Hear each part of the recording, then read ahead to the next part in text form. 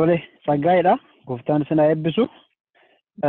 Kadhatameera kallattii dhumaan gara dubbii waaqayyootti deemna. Macaafa qulqulluu namoonni qabatanii macaafa moototaa isa jalqabaa boqonnaa 19 lakkoofsa 1 hanga 4tti isa barreeffame ilaalleeti. Waaqayyo waan nuun jedhu achirratti dhaabbannee waliif irra. Mootota jalqabaa. Nagaamu sagaleen ko? Nagaama nu deebi'e. Okay. Mootota isa jalqabaa yookiin immoo mootota isa duraa boqonnaa 19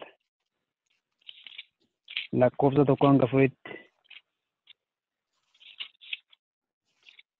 obboleettiin keenya waaqayyoon nuuf kadhatteetti balballi banamaadha. Maqaan gooftaa ulfaatu. Waaqayyoon dhageenya gaagurra keenya bananneeti kadhanneerraa bantii waaqaa banneerraa gooftaan wajjin jira. Sagaleen isaa nutti dubbatama maqaan isaa ulfaatu. Amen. Hallelujah. Haala gararraa inni jiru waaqayyo nutti dubbata galgala kana dabalee ammas waan barbaachisuuni inni soorata lubbuu keenyaaf ta'u akkuma kan foon keenyaa nuuf kenne yeroo yerootti sunu barbaachisu waaqarraa nuuf kenna. In soora nagaa dubbii waaqayyo wajjiniini namoonni hin arganne yoo jiraattan namsa deebi'ee mootota jalqabaa boqonnaa 19 lakkoofsa 1 hanga 4tti jedhu nan dubbisa maqaa gooftaa Yesuusin akkas jedha. Ahaab mootichi wanta Eeliyaas hojjete hundumaa attamittis raajota Ba'aal hundumaa billaadhaan akka fixe Izaabeel haadha manaa isaatti hime. Kana irratti Izaabeel gara Eeliyaasitti nama ergitee akkuma raajota Ba'aal fixe boryoowwan yoon si ajjeesuudhaa baadhe waaqayyooliin ana ajjeesan jette. Yommuu Eeliyaas sodaatee lubbuu isaa olfachuudhaaf ka'ee hin baqate. Yihudaa keessaa mandara Beersheebaa yommuu ga'e naa'oo isaa achitti dhiisee naa'oon namoota warra isa duuka jiranidha. Nama isa duuka bu'u yookiin isaaf ergamudha. Naa'oo isaa achitti dhiiseet jedha lakkoofsa 3 irratti ofii isaatii lafonaa keessa adeemsa guyyaa tokko erga deemee booddee lafonaa keessa muka akka dhadhansaa tokko jala in taa'e. Achittis ani abboota koo irra waan ani hin wayyineef amma nagaati yaa waaqayyoo na ajjeesii jedhee kadhatee jedha. Galanni waaqayyoof haa ta'u. Amen. Mata duree akkas jedhu wajjin laallaa. Mata duree kunaaf qabadhaa hundumti keessan iyyuu. Tuqaan kaayinii inni hafeen caalaa isa jedhu irratti dubbadha. Tuqaan kaayin yookiin immoo full stop isa jennu jechuudha. Tuqaa preed isa jennu. Tuqaan kaayin inni hafeen caalaa. Amen. Isa jedhu wajjin ilaalla. Sagaleen koo qulqulluu miti isin biratti nufu? Nufa. Tole isa notify na godha yoo rakkoon jiraate.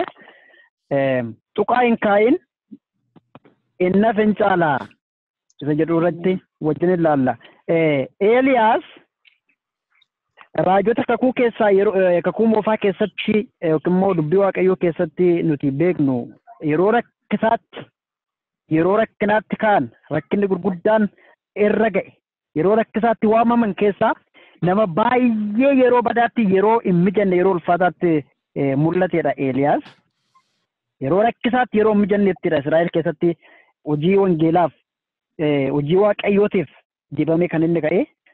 Sababni isaa bara biyyi Israa'el mootummaa hamaadhaan mootummaa gara jabeessa mootummaa dubbii waaqayyoo hin beekne waaqayyoo irratti humnaan ka'uun bara Israa'el bulaa turtetti yookiin immoo bara muddamaa turtetti yoo jenne in caalaa bulaa turte caala bara Israa'el muddamaa turtetti dhiphachaa turtettidha waaqayyoo Eeliyaas akka hojii isaa hojjetuuf kan waame. Sababni isaa mootichi suni Ahaab jedhama Israa'el irratti kan inni mo'ee namni kun waan isin dhibu keessaa hunduma gararraa waaqayyo isa waames in dhiise. Seerrata waaqayyoos hin dhiiseet yaada dubbii waaqayyoos dhiiseet saba Israa'eliinis dhiiseeti yaada haadha manaasaati isa jallinaa duuka bu'e.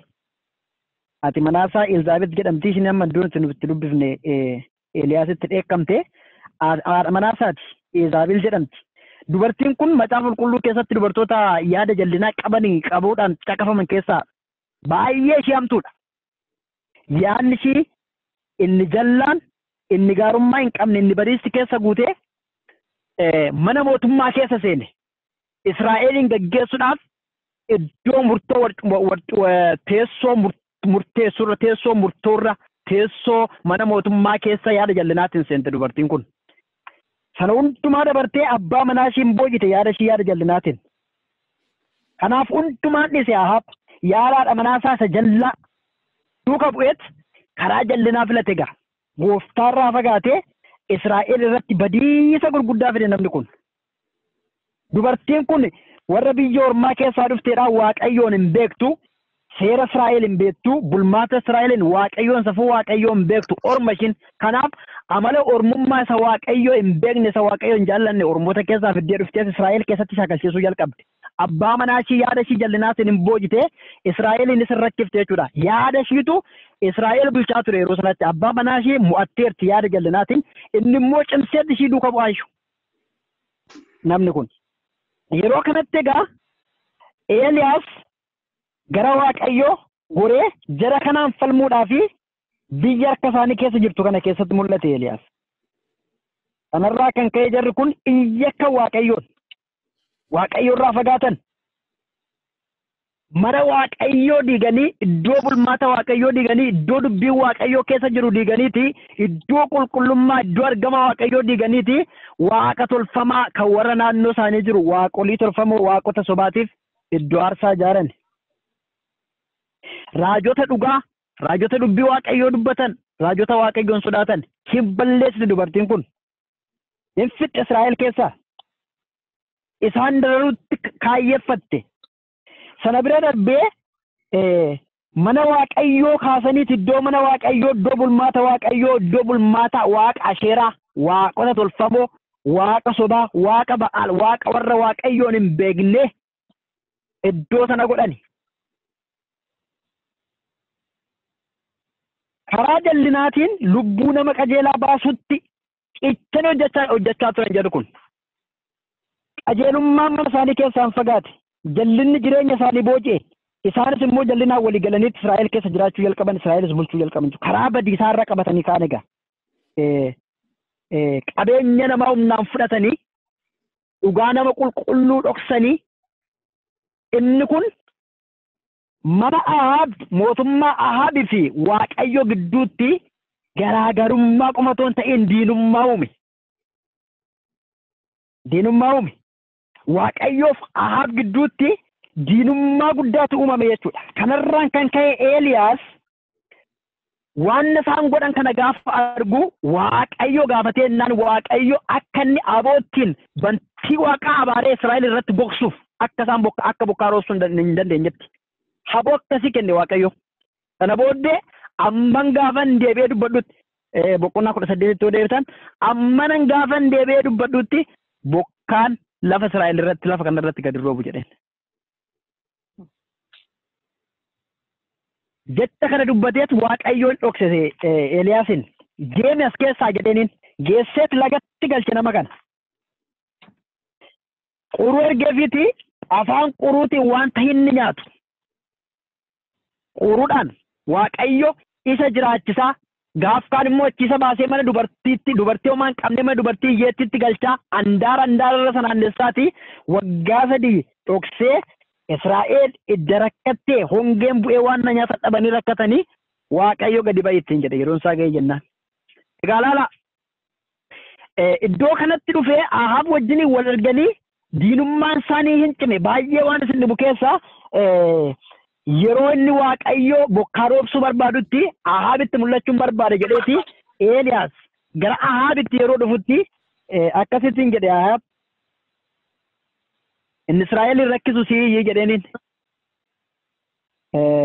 Kutaan kun isa wangeela Yohaannis boqonnaa 11 irratti barreeffame na yaadachiisa. Boqonnaa 15 irratti barreeffame na yaadachiisa yeroo baay'ee Yesuus Kiristoos yeroo biyya lafaa jirtan kanatti rakkina qabduudha. Biyyi lafaa yoo isin jaallachuu baate inni dursee waan na jibbeetu isaaf hin dhiphatiinaadha. Biyyi lafaa isin hin jaallatu isin hin simatuudha. Waluma iddoo kanatti inni Israa'elin dhiphisu Ahaabiif mana Ahaab hojii Eelizaabet hojii warra waaqayyoon hin beekne hojii warra jallootaati malee hojii qulqullummaa isa Eeliyaas hojjetu miti. Garuu asitti deebiseetiin Israa'elin rakkisu siidha innaan lakki anaa miti. Siif mana abbaa kee warra waaqa tolfamaa duuka bu'antu Israa'elitti rakkina fide malee anaa miti jedheeniin. Baay'ee nama dhibe yeroo tokko jireenyi biyya lafaa kun bitaa namatti gala.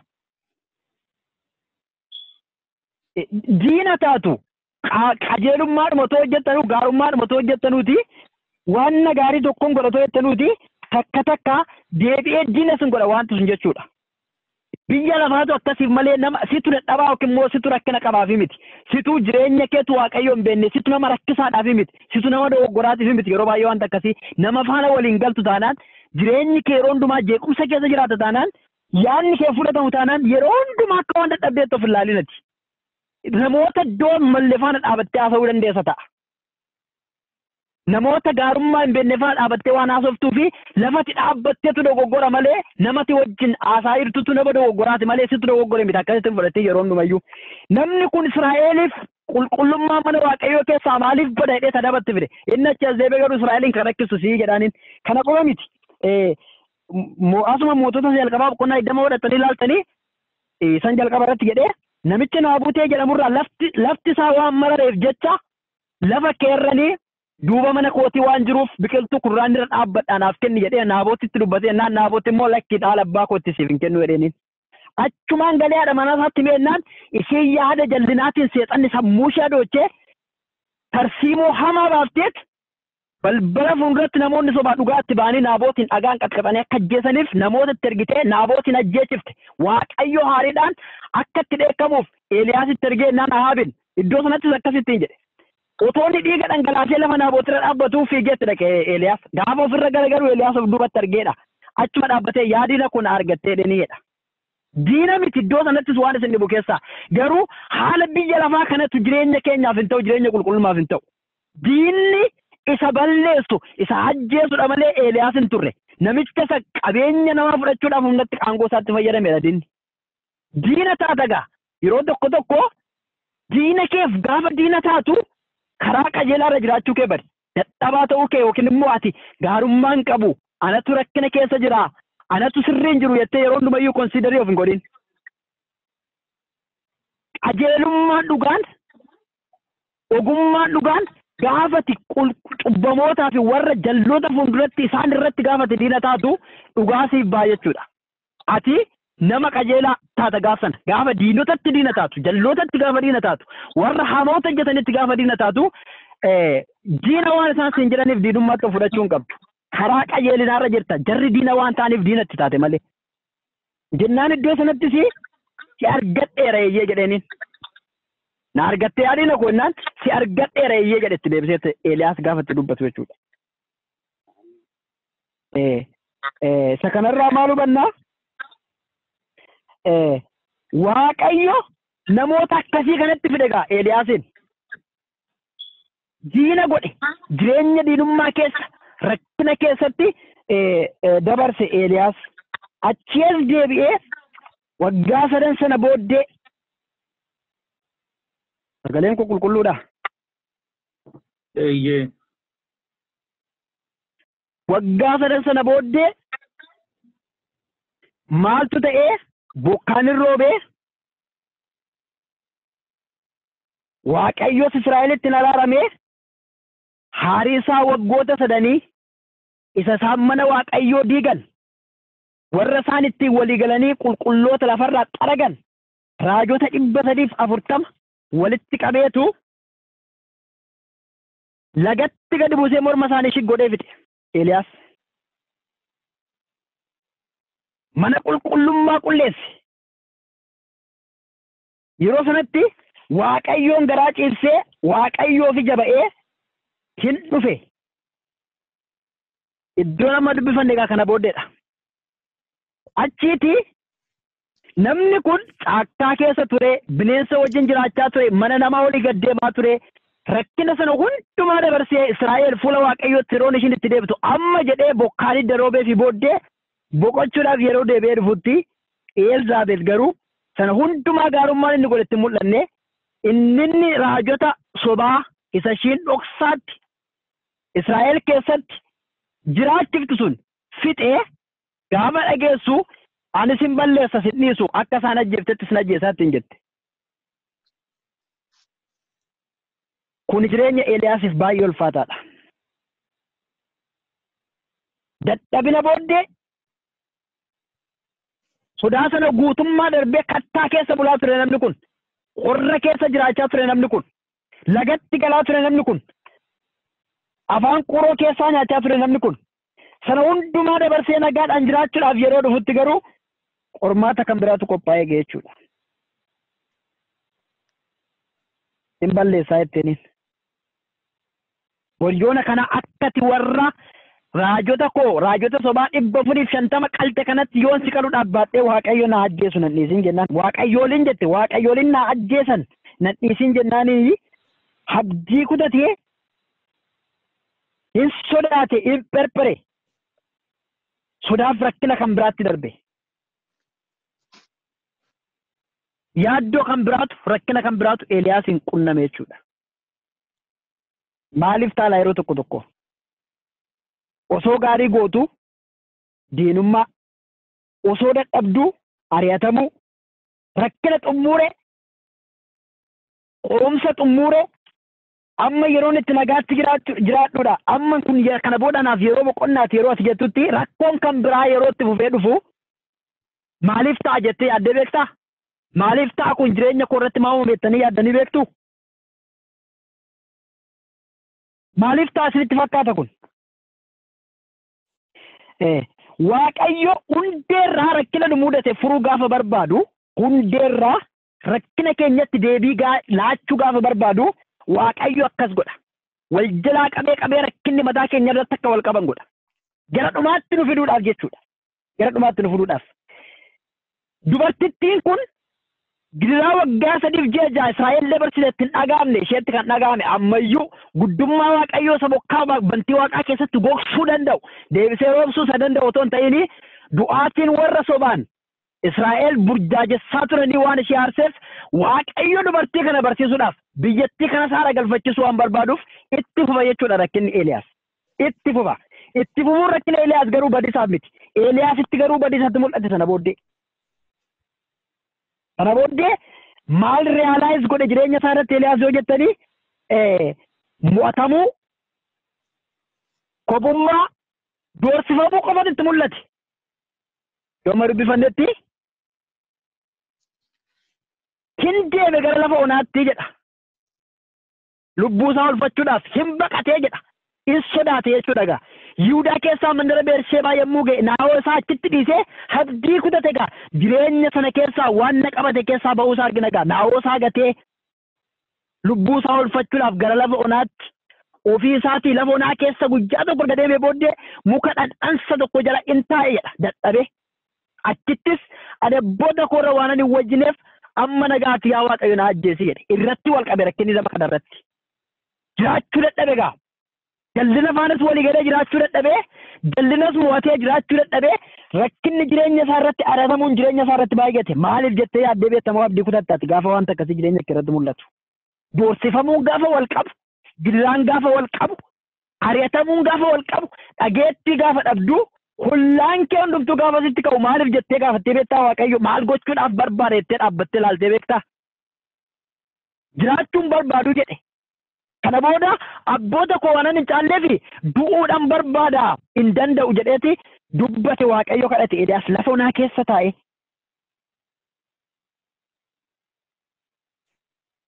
Waaqayyo achitti mataa isaa made lafa onaa keessatti. Qobaatti baaseet Israa'el keessaa fageessee lafa onaa keessa geesseeti iddoo Tuddaa ta'uu hin dandeenyetti yaada isaa guutummaa argachuu iddoo danda'utti itti haasa'achuu iddoo danda'utti gadi baaseetu mataa maree achitti eege Waaqayyo lafa onaa keessatti. Gadi ba'ee jennaan jechuudha. Ari'atamuun, qobummaan, sodaachuun, abdii kutachuun amma Waaqayyo wajjin wal argitu qofatti ta'a obboleessa koo obboleetti koo. Amma Waaqayyo walitti baatutti, amma Waaqayyo bira geessutti lafa onaa keessa deemta. Amma Waaqayyo wajjin walitti baatutti kobummaan jira.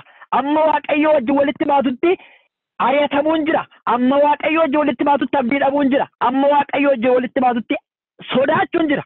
Waaqayyo wajjin waaqayyo biraan si ga'uuf deema sun malee waaqayyo bira darbee waan na godhu tokko iyyuu hin qabu. Karaatti waaqayyo wajjin wal argisudha jechuudha iddoon sun.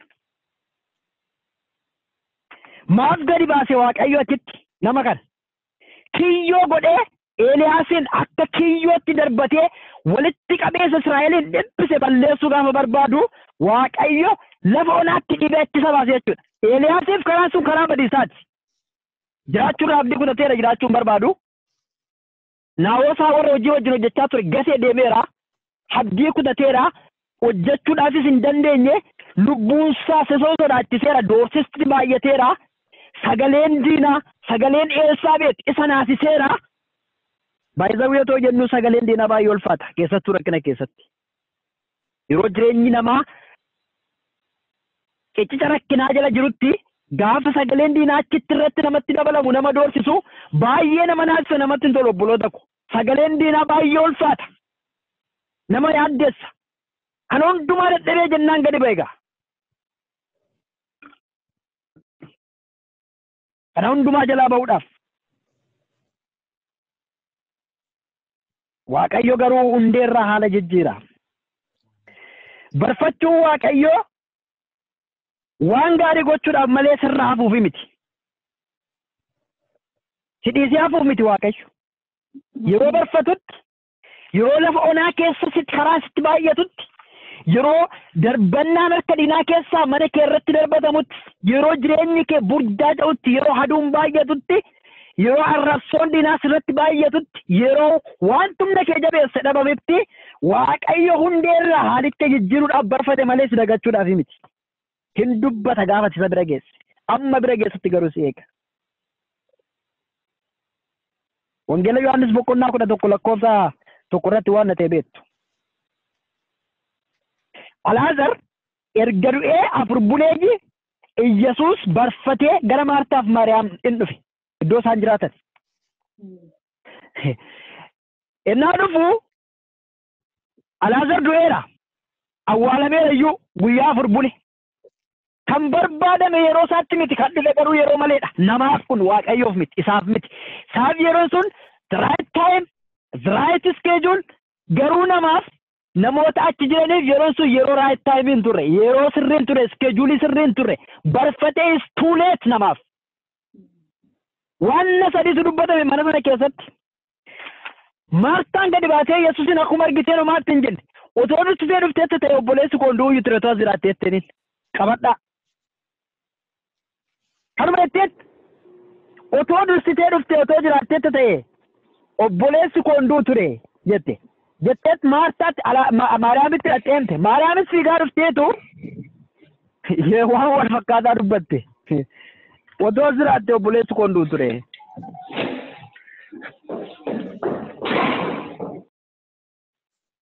Anum qofa jeeqamaa jiraayi. Nan nagaama? Nagaamta sima tokko ta'e naabata. Nagaa irraa saggu. Tole waaqayyo sinaa eebbisu. Maartaanis Maariyaamis dabalanii jecha wal fakkaataa gaafatanii Yesuusin osoo ta'ee silaa otoo jiraattee iyyuu jedhan past time wanta du'e yeroo darbaa ayii isa jedhu gaabbii sadaffaa irratti yeroo Maartaaf Maariyaam bu'aa gadi ba'anitti lafa awwaala ishii awwaalaa dhattee boochanii warri ishii jajjabeessuu dhaqan immoo ishii duuka gayya'anii gaafa jedhanii Iyyasuus hin argan alatti. Baay'ee sinniba. Namni sadaffaan isa keessaa Yihuudoonni dabalee akkas jedhe. Inni namicha jaamaa bane kun Alaazar akka hin duune gochuu hin danda'u tureeyyuu jedhee gaafate. Gaafii sadii gaafii wal fakkaataa nama sadiirra. Yesuusin kan beekanii otoo dhukkubuu bichaa fayyisuu akka danda'utti beeku jarri. Gaafa dhukkubu namoota dhukkubsatan jaamota duudaa innaanni gurra isaanii banu. Arganiiru dhagaaniiru waan ta'eef kana beeku Yesuus ammanumatti beeku. Kanaaf otoo isa jiraatteerta ta'ee silaa hin du'uyyu. Otoo isa jiraatteerta ta'ee silaa obboleessi koo hin du'uyyu. Itoo Yesuus kun namichi jaamaa fayyisu kun jiraatee ta'e amma Alaazar kun fayyuu hin danda'uyyuu kanuma gaafatu. Yihudoonni.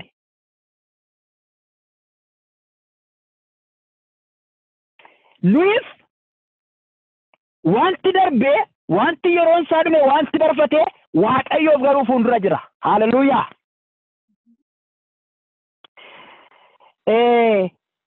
Yesuus dhukkuba biratti beeku, humna dhukkubaa qofa irratti beeku jarri. Fayyisuu danda'uu isaa dhukkuba qofa irratti beeku jarri.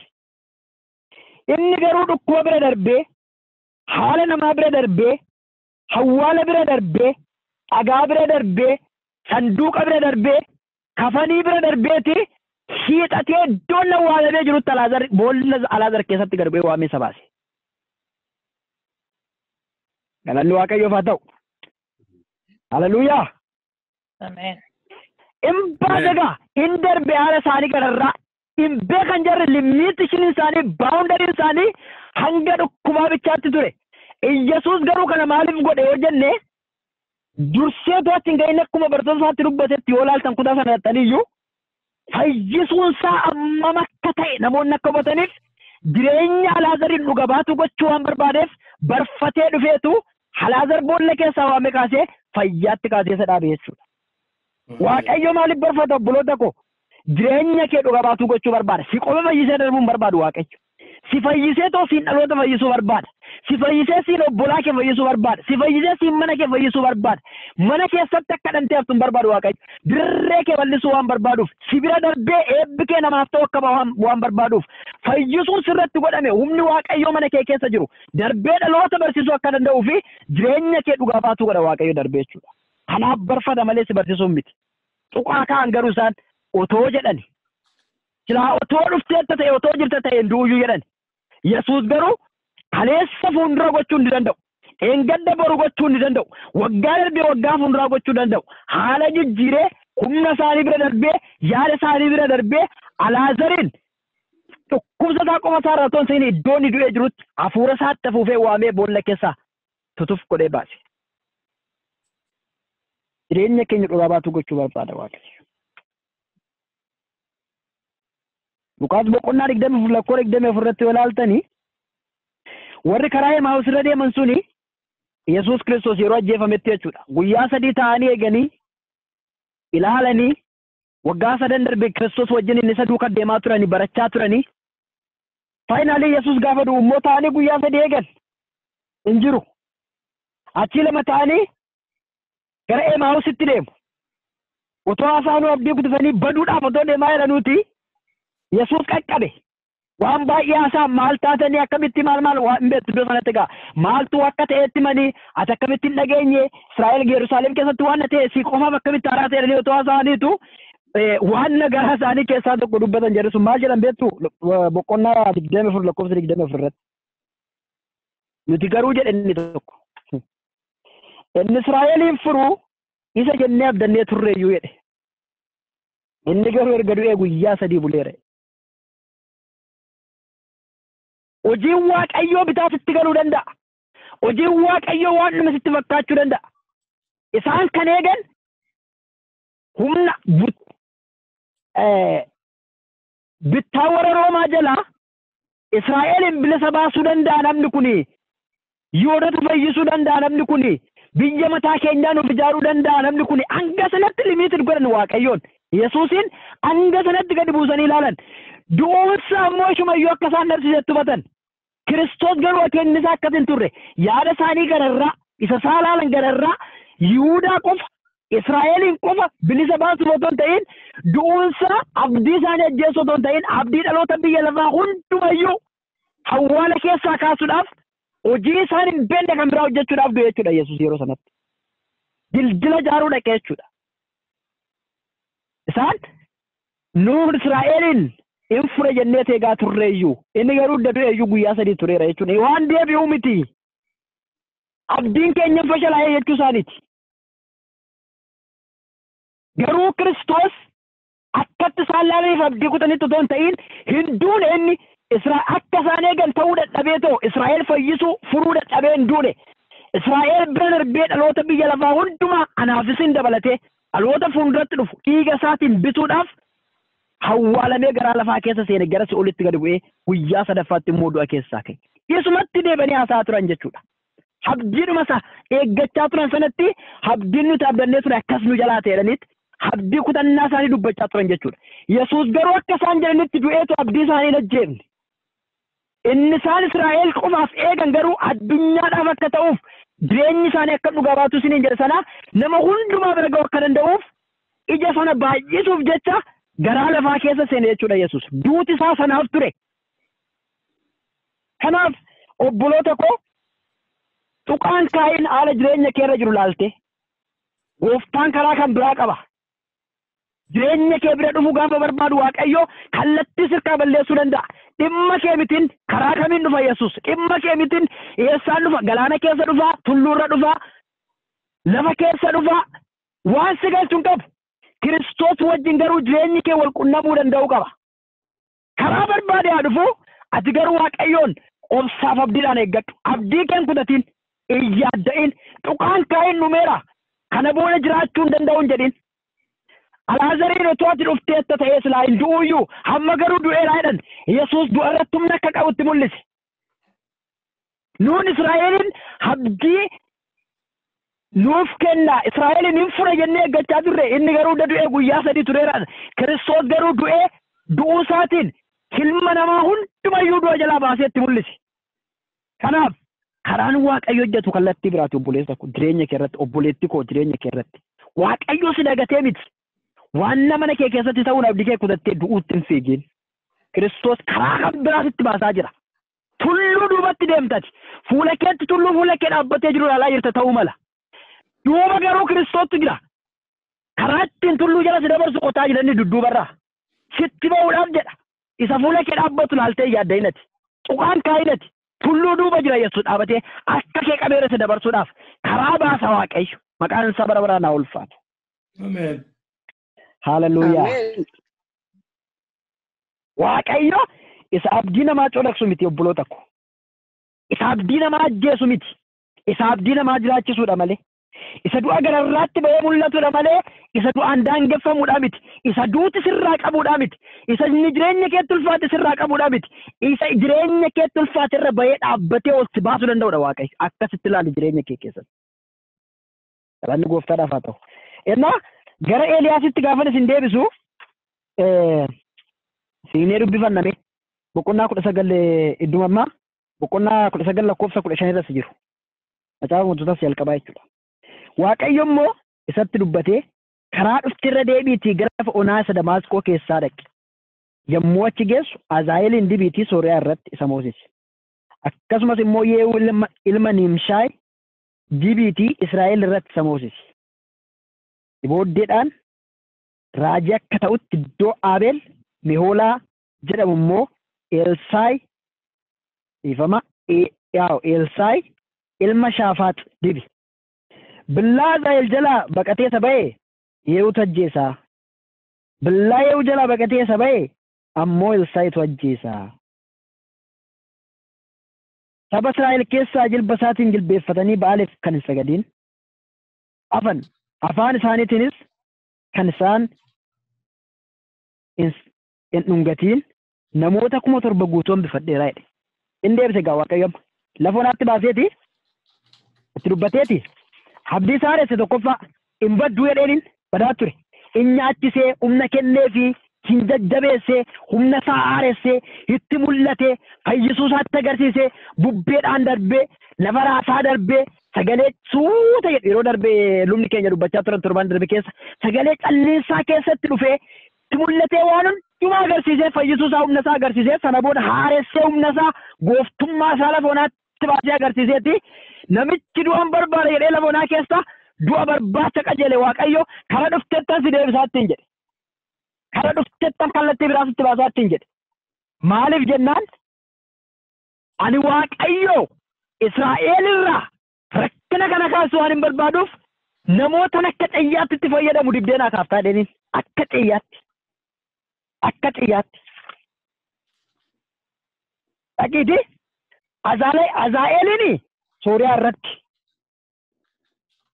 Yehuudhaan Israa'el irratti Elsaayin immoo raajii godhees duuba dhufee kan hojjetu godheeti kaas gaaf sana deemtaati jedheenis tokkoffaa irratti Waaqayyo du'a irraa hambise namicha du'a kadhatu namicha abdii kutatee hinduutu jedhee gara jireenyaatti fideeti isa keessaa nama abdiin qabne keessaa Waaqayyo gooftaan gurguddoota biyya jiraachisuu danda'an Israa'elii warra bilisoomsuu danda'an Israa'elii warra fayyisuu danda'an namoota jajjaboo harka isaa keessaa gabbaase jechuudha. Azaa'eel Sooliyaa irratti baay'ee waan isin dhibu keessaa jarri dibaman kun akka billaa Waaqayyootti akka billaa jaboo Waaqayyootti mana Ahaab irratti mana Israa'el irratti mana waaqota tolfamoo irratti mana warra Israa'el dhiphisanii irratti mana Elzaabeet irratti billaa fuggifamaa godhee itti darbate Waaqayyo jedha kana. Billaa fuggifamaa dhiphifamuun Eeliyaas baduusaaf hin turre Waaqayyo isa keessaa namoota jajjaboo jabaasuu danda'an garaasaa keessaa burqisiisee harka isaa keessaa isaan dibee isaan kaasuudhaaf lafa onaatti dhiibee gadi baasee Elzaabeel immoo akka duttuuf akka arsituuf akka tuttuqtuuf akka sodaachiftuus Waaqayyootu godhe malee Waaqayyo Eeliyaas balleessuudhaaf haala san ittiin cimsine jechuudha.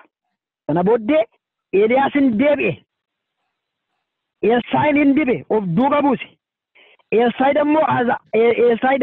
immoo Azaa'eel hin dibe. Yehuudhaan dibe. Waan baay'ee sin dibu keessaa Waaqayyo gaafa ija ba'umsa isaa dhiphina Eeliyaasiif ija ba'uu gaafa barbaadu.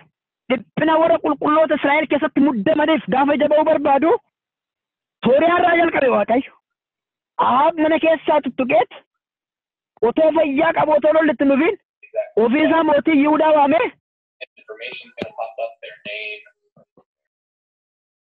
kottu solola na gargaari lafa koon achi qaba Sooriyaa irraa dhaqeen fudhadhaa jedheeni Waaqayyo namicha nagaa qabu gaafa haaloo ba'uu barbaadu gara Sooriyaatti ergeeti bara Ben Hadaad namicha jedhamu macaafa moototaa jalqabaa boqonnaa 22 lakkoofsa 37 irraa deemtanii dubbifattan argatu mootota jalqabaa boqonnaa 22 bara Ben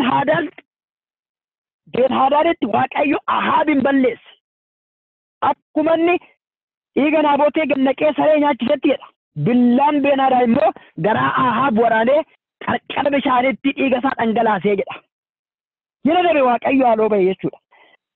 Azaa'eel immoo inni Waaqayyo waa'ee isaa Eeliyaasitti dubbatee karaa Elsaayin dibe immoo Yooraamiin namicha jedhamu ilma Ahaab isa Israa'el irratti mootii ta'ee macaafa moototaa jalqabaa isa lammaffaa boqonnaa 8 irratti dhatan argattu isa kana isa waraane immoo inni hin waraane garaasaa waraanee hin dhiiksee jedha hin okkolchiisee jedha.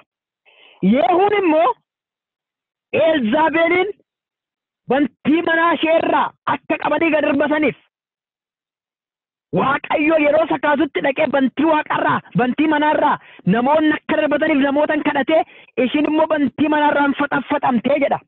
Dubartiin rakkiftuun suni dubartiin Israa'el rakkifte suni dubartiin Eeliyaasin gidirsaa turte suni dubartiin qulqulloota Israa'el keessaa baafte suni dubartiin iddoo mana Waaqayyoo bulmaata Waaqayyoo onaa goote suni Waaqayyo akka kanatti dingata ka'ee namoota hin beekamne mana Ahaabin qulqulleesse Israa'el keessaa.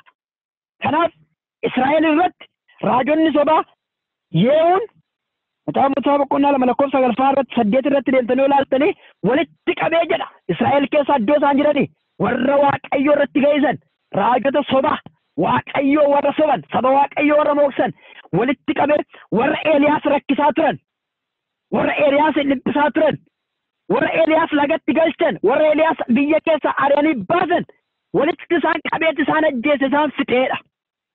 Waaqayyo kan hundumaa kan godhee egaa Eeliyaasiif karaa inni hin beekne jaba'eef jechuudha. Karaa inni hin beekne otoo inni nan du'aa ana malee namni hin jiru ana malee namni waaqa tolfamaaf hin saganne Israa'el keessa hin jiru na ajjeesuuf barbaadu jiraachuun barbaadu otoo inni jedhuuti Waaqayyo garuu jireenya isaa sadu'atti dhiyaate keessaa jiraa waan na ta'e baasee Israa'elin haara galfachiise jechuudha.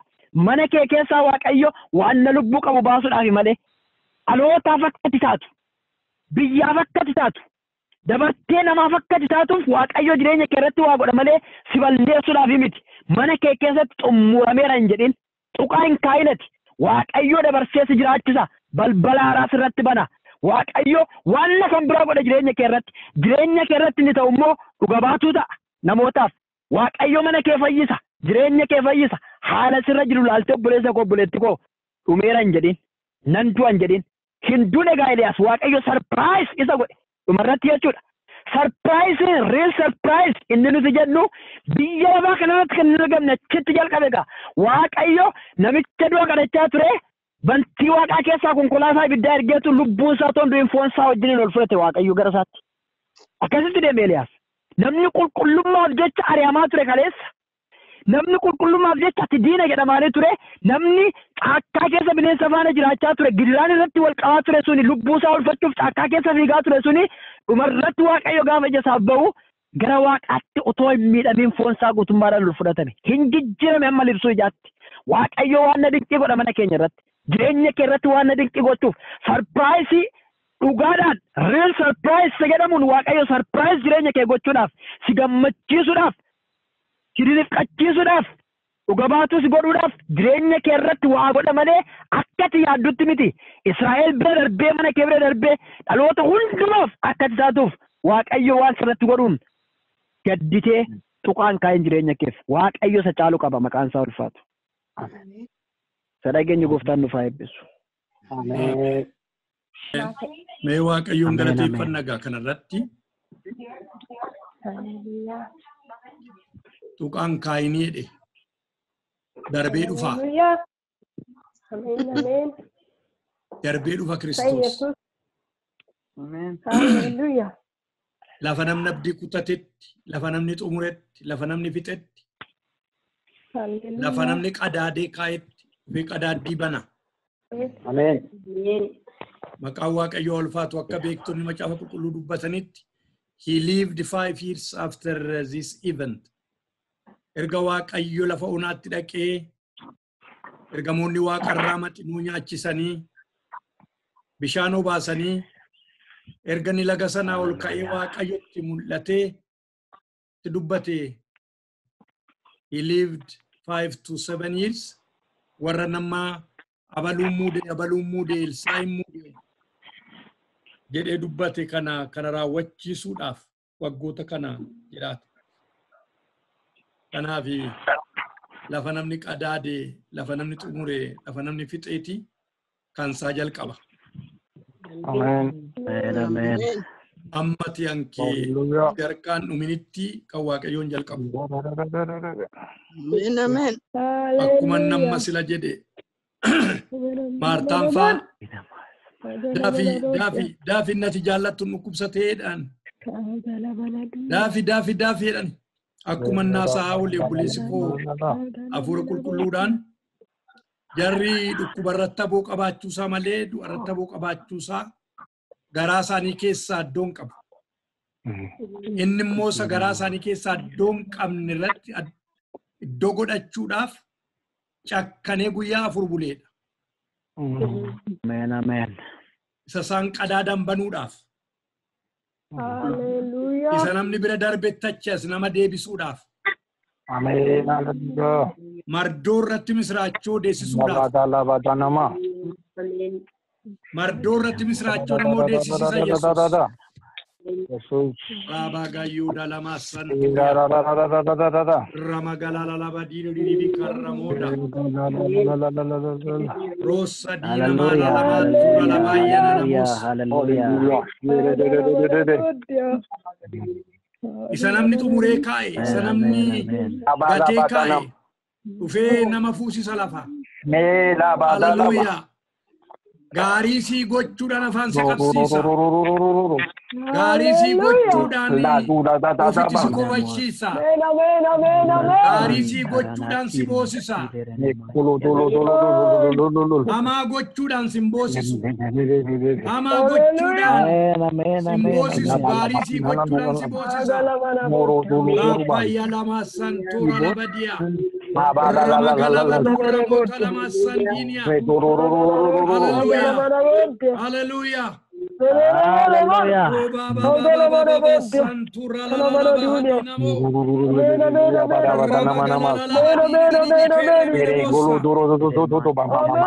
Hallelujah. Hadina nama galabo. La baba na na na na na na. Hadina nama sanduria.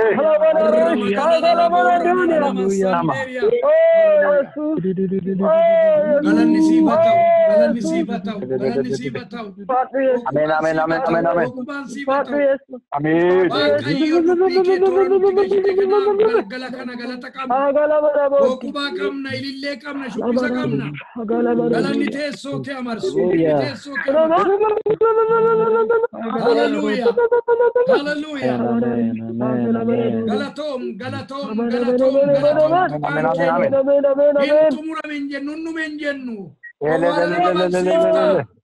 Owwaala nama barsiifta. Waanuma keessaa baafta jireenyatti fidda.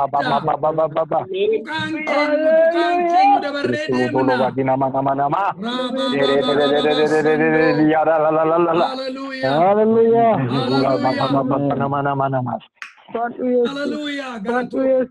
Galatoom.